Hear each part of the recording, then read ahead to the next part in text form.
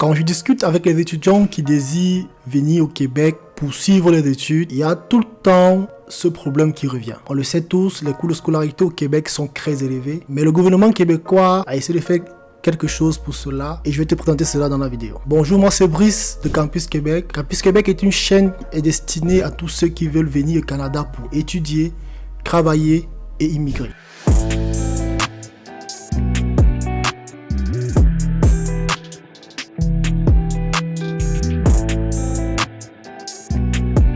Comme je le disais tantôt, les coûts de scolarité au Québec sont élevés.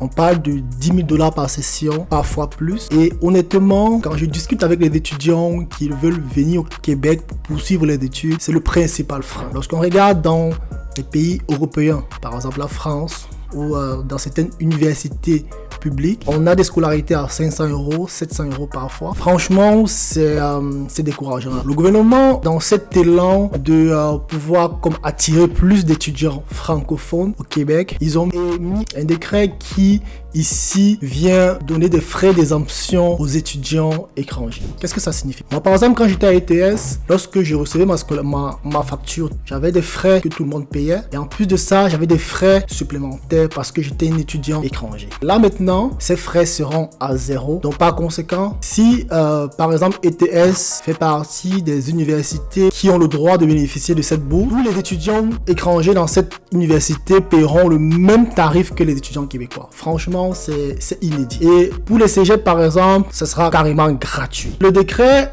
bien sûr, il y a des exceptions, des spécificités. La première spécificité, il faudrait que l'université ou bien l'école doit être hors de la région du Grand Montréal. Donc, ceci, on se comprend bien que le gouvernement ici veut qu'on peupler les zones qui sont autour du Grand Montréal. Parce que comme on le sait, le Canada, c'est un grand pays, il est vaste, mais il y a peu de population. La deuxième spécificité, pour pouvoir profiter de ce programme de bourse, il faille être inscrit dans un programme admissible. Ici, quand je parle de programme admissible, je parle de programmes qui sont tels que les technologies de l'information, le programme de génie, bien sûr soins infirmiers, services sociaux, techniques de l'éducation à l'enfance.